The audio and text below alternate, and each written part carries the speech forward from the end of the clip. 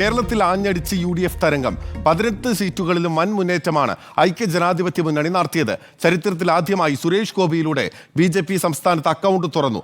എന്നാൽ ഒരു സീറ്റിലൊതുങ്ങിയ LDF തകർന്നടിഞ്ഞു. തെരഞ്ഞെടുപ്പിലേറ്റ തിരിച്ചടി ഇടതുമുന്നണിക്കും CPIM-നും ഉണ്ടാക്കിയ ആഘാതം ചെറുതല്ല. തുടർച്ചയായി സംസ്ഥാനത്ത് പ്രതിപക്ഷത്തിരിക്കുന്ന UDF-ന് ആശ്വാസവായുവാണ് ഈ ലോക്സഭാ തെരഞ്ഞെടുപ്പ് ഫലം. 20-ൽ 20 ആവർത്തിച്ചിരുന്നുവെങ്കിലും 18 സീറ്റുകളെന്നത് മുന്നണിയെ സംബന്ധിച്ച് മെച്ചപ്പെട്ട സംഖ്യ തന്നെയാണ്. വരാനിരിക്കുന്ന ഉപതെരഞ്ഞെടുപ്പുകളിലടക്കം UDF-ന് ലോക്സഭാ തെരഞ്ഞെടുപ്പ് ഫലം ഊർജ്ജം പകരും. ഈ വിജയം മഹത്തരമാണ്. ഇത് രാഷ്ട്രീയമായ വിജയമാണ്.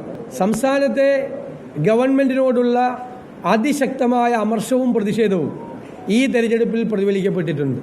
ഈ ഗവൺമെന്റിന്റെ ദുഷ്ചെയ്തികളെല്ലാം ജനങ്ങളുടെ മുന്നിൽ അക്കമിട്ട് നിരത്താൻ ഞങ്ങൾക്ക് കഴിഞ്ഞത് ഞങ്ങൾ വളരെ പ്രധാനപ്പെട്ട ഒന്നായി കാണുകയാണ്. തൃശൂരിലെ വിജയം BJPയെ സംബന്ധിച്ച് സംസ്ഥാനത്തെ മുഴുവൻ സീറ്റുകളും പിടിച്ചതിന് തുല്യമാണ്. കേരളം ബാലികറാമലയല്ലെന്ന് തെളിയിക്കാൻ BJPക്കായി.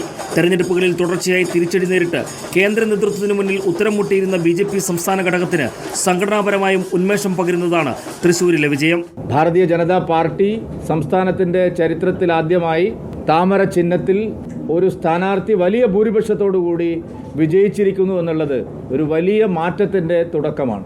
രാജ്യത്ത് എവിടെ ജയിച്ചാലും കേരളത്തിൽ BJPക്ക് ജയിക്കാൻ കഴിയില്ല എന്നുള്ള തരത്തിലുള്ള ഒരു നിരന്തരമായ പ്രചാരവേലയാണ് ഇവിടെ എല്ലാവരും നടത്തിക്കൊണ്ടിരുന്നത്. അതേസമയം ദേശീയ പാർട്ടി പദവി ഉൾപ്പെടെ തുലാസിലായിരിക്കുന്ന CPM-ന് ഈ തെരഞ്ഞെടുപ്പ് ഫലം ഏൽപ്പിച്ച ആഘാതം ചെറുതല്ല. ചിഹ്നവും ദേശീയ പദവിയും നഷ്ടമാകുമെന്ന ആശങ്ക ഒരു ഭാഗത്ത്, രണ്ടാം തവണയും അധികാരത്തിലെത്തിയ പിണറായി സർക്കാരിനെതിരെയുള്ള വികാരവും തുടർച്ചയായ ആരോപണങ്ങളും മറുഭാഗത്ത്. ഈ തെരഞ്ഞെടുപ്പിലെ തിരിച്ചടിയിൽ മറുപടി പറയാൻ ഇടതുമുന്നണിയും CPM-ഉം നന്നായി കഷ്ടപ്പെടുമെന്ന് ഉറപ്പ്.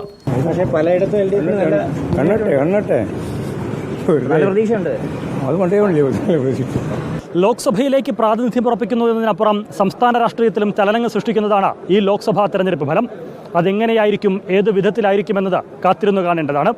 തിരുവനന്തപുരത്ത് നിന്ന് വീഡിയോ ജേർണലിസ്റ്റ് മനു ബാലകൃഷ്ണനൊപ്പം reporter Al Ameen in reporter.